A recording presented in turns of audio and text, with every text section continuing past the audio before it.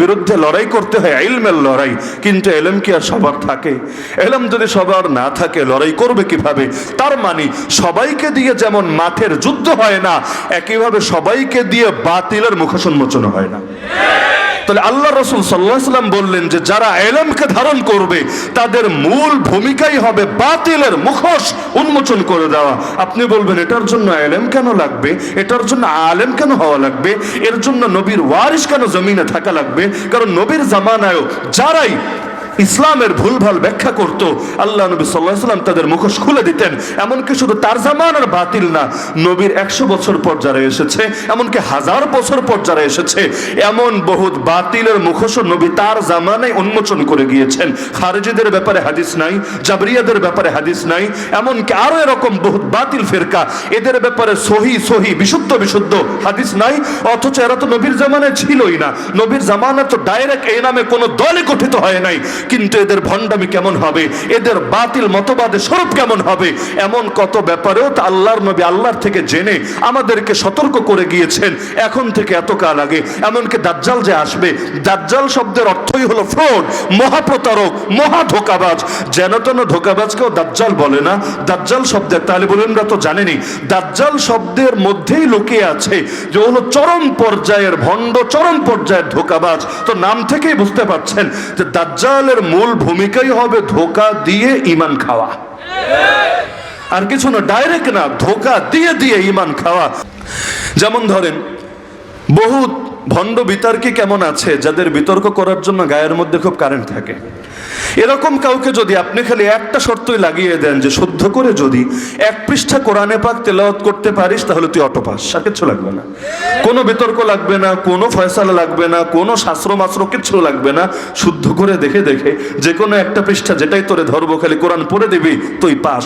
অথবা কোরআনের জায়গায় যদি বলেন সহিহ বুখারী, আর আগের যুগে জঙ্গলি নুসখা, মানে যেগুলো পড়ে পড়ে আপনারা মাওলানা সাহেব হয়েছেন, এখন তো কম্পিউটার নুসখা বের হয়েছে। কম্পিউটার নুসখা তো বেশি দিন আগের না, এর আগেও যেগুলো থাকতো এক লাইন এমনি তো আরেক লাইন এমনি, একটা ডাইনে একটা উপরে একটা নিচে একটা বামে, যেগুলো সাধারণ মানুষরা দেখালে এরা ভাববে ও বুঝেছি হুরের, এটা হলো বড় তাবিজের বই আর কি। মানে এটা দেখলেও তার কাছে তাবিজই লাগবে।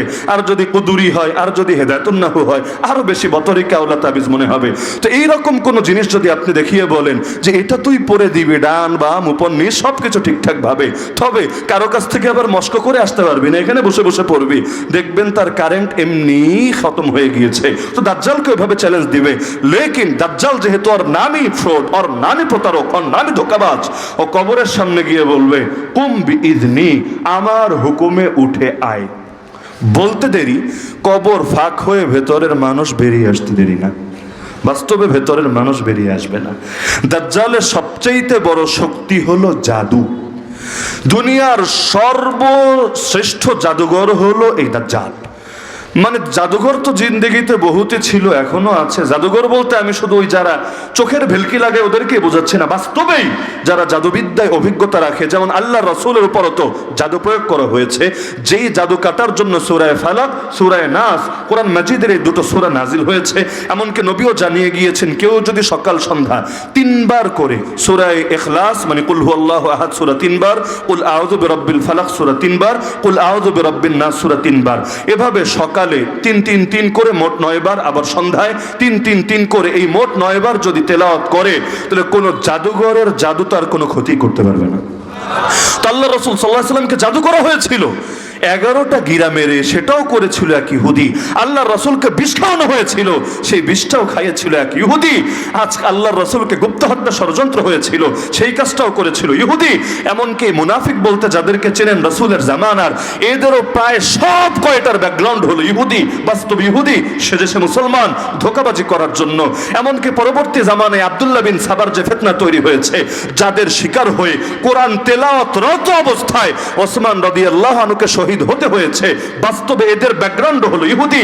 আজও যারা পৃথিবীর বুকে ইসলাম আর মুসলিম উম্মার জন্য সবচাইতে বড় চ্যালেঞ্জ হয়ে দাঁড়িয়েছে, আমাদের প্রথম কিবলাটা পর্যন্ত দখল করে রেখেছে, আমাদের মা বোনদের ইজ্জতকে কেড়ে নিচ্ছে, এমনকি হাজার হাজার না লক্ষ লক্ষ শিশু যাদের উগ্রতা আর জঙ্গিবাদের শিকার হয়েছে, তাদের নামও আর ভিন্ন কিছু না, তাদের নামও ইহুদি। যার কারণে প্রতিদিন প্রতি রাকাত নামাজের মধ্যে মুসলমান লানত দেয়, বদদুয়া দেয় এই ইহুদি জাতির বিপক্ষে। গায়রিল মাগদুবি আলাইহিম এর অর্থ কি? আপনি নিজে রিসার্চ করে দেখেন না। গায়রিল মাগদুবি আলাইহিম, এই যে মাগজুব আলাইহিম অর্থ কি? গজব শব্দের সাথে তো আপনারা পরিচিত। তো গজব যার উপর গিয়ে পড়ে তারই আরবিতে মাগদুব আলাইহিম বলে। তাহলে গজব মানে হলো রাগ, গজব মানে হলো ক্ষোভ, গজব মানে হলো ক্রোধ। তো আল্লাহর রাগ যদি কারো উপর গিয়ে পড়ে ওর পরিণতি কি হবে এটা বুঝতে পিএইচডি করা লাগে না, কমন সেন্স থাকলেই চলে। তো আমরা ওদেরকে সূরা ফাতিহায় ঘোষণাই করি ওরা গজবগ্রস্ত জাতি, আল্লাহর গজব পড়ুক গিয়ে ওদের উপরে। কেন? কারণ ব্যাখ্যা আল্লাহ নিজেই দিয়েছেন। হে নবী, আমি তোমাকে কসম করে বলছি, লামে কসমের সাথে, লা তাজিদান্না আশাদ্দান নাসি আদাওয়া লিল্লাযিনা আমানুল ইয়াহুদ ওয়াল্লাযিনা আশরাকু। হে নবী, তুমি দেখবা, অবশ্যই তুমি দেখবা, মুসলমানদের প্রতি সবচাইতে বেশি শত্রুতা রাখে দুই দল, দুই গোষ্ঠী। এক নম্বর দলের নাম ইহুদি। আমি বলছি না, আমার কোন হুজুর বলছে না, বলছেন স্বয়ং আল্লাহ। আর কোরআনের আয়াত যখন, তখন এটা সহিহ না জয়ীফ, এটা মুতাওয়াতির না হাসান, এই প্রশ্নগুলো করার সুযোগ থাকবে না। তা আল্লাহই বলে দিচ্ছেন যে হে নবী দেখবেন মুসলমানদের প্রতি সবচাইতে বেশি শত্রুতা রাখে ইহুদিরা, দুই নম্বরে সবচাইতে বেশি শত্রুতা রাখে মুশরিকের দলেরা। বলবেন হুজুর এটা তো ১৫০০ বছর আগের কিচ্ছা। তুমি আগে এটা ক্লিয়ার করো, এই কোরআন কি শুধু নবীর জামানার সঙ্গে খাস না কিয়ামত পর্যন্ত সময়ের জন্য প্রযোজ্য? এটা কি শুধু সাহাবীদের হেদায়েতের জন্য এসেছে না গোটা বিশ্ব মানবতার হেদায়েতের জন্য এসেছে? আগেই কথা ক্লিয়ার করো। যদি বলো কোরআন সর্বসময়ের জন্য, সব এলাকার জন্য, প্রতিটা মানুষের জন্য, নিজেকে মানুষ বলে যারাই পরিচয় দেবে তাদের প্রত্যেকের জন্য। কারণ সূরা বাকারায় আল্লাহ জানিয়েছেন হুদাল লিন-নাস, নাস মানে হলো মানুষ, সমস্ত মানুষের জন্য পথ নির্দেশিকা, আর গাইডলাইনের নাম হলো কোরআন। এমনকি সূরা বাকারা শুরুতে আল্লাহ বলেছে বান্দা কোরআন পড়বি পরে, পরিচয় শুনে নে আগে। আলিফ লাম মিম যালিকাল কিতাবু লা রাইবা ফি হুদাল লিল মুত্তাকিন। যারাই মুমিন, যারাই মুত্তাকি, যাদের দিলে আল্লাহর ভয় আছে, তাদের প্রত্যেকের জন্য হেদায়েত হবে এই কোরআন। তারা নবীর যুগেরই হোক, তারা ২০২৪ সালের বাংলাদেশের এই ঢাকা বিভাগের নরসিংদী জেলার শিবপুর থানার যশোর ইউনিয়নের লোকই হোক, প্রত্যেকের জন্য হেদায়েত হলো এই কোরআন। তো আল্লাহ যদি প্রত্যেকের জন্য হেদায়েত বলে ঘোষণা করেন, তাহলে কোরআনের কোন আয়াতকে ব্যাকডেটেড ভাবার সুযোগ কোথায়? তাহলে কোরআনের শানে নজুল খাস হতে পারে, কোনো একটা ঘটনাকে সামনে রেখে কোনো একটা আয়াত হয়তো নাজিল হয়েছে, কিন্তু এর মেসেজ, এর বার্তা কখনো খাস হয় না। আল ইবরাতু লিউমুমিল আলফাজ লা লিখুসুসিল মাওরিদ। এই মূলনীতি উলামায়ে কেরাম, তালিবুল ইলম সকলের জানা যে বিবেচনা হয় কোথায় কোন প্রেক্ষাপটে কোন আয়াত নাজিল হয়েছে, শুধু এর না বরঞ্চ শব্দের ব্যাপকতার মধ্যে কি কি আছে সবকিছু। যার কারণে কোরআনের মূলনীতি, বোঝার মূলনীতি হলো আল মুতলাকু ইয়াজরি আলা ইতলাকিহি ওয়াল মুকাইয়াদু ইয়াজরি আলা তাকয়িদিহি। কোরআনের মধ্যে যে আয়াত ব্যাপক সেটা ব্যাপকই থাকবে, যেটা সীমাবদ্ধ বা সীমিত সেটা সীমিতই থাকবে। ব্যাপককে টেনে সীমিত করার সুযোগ নাই, সীমিতকে টেনে ব্যাপক করার সুযোগ নাই। তা আল্লাহ বলে দিলেন ব্যাপকভাবে, শুধু ওই জামানা, শুধু এই জামানা, শুধু আগামী, শুধু অতীত, শুধু বর্তমান, কোনো খালাস খাস করেন নাই, বরং ঢালাও ভাবে বললেন হে নবী দেখবেন মুমিনদের জন্য সবচাইতে বেশি শত্রুতা রাখে দুই দল। এক নম্বর দলের নাম ইহুদি, দুই নম্বর দলের নাম মুশরিক। বর্তমান জামানায় বাস্তবতা পান কি না? কোরআনের আয়নায় প্রতিটা যুগকেই দেখতে পাবেন এবং কোরআন থেকে প্রতিটা রোগের ওষুধও নিতে পারবেন।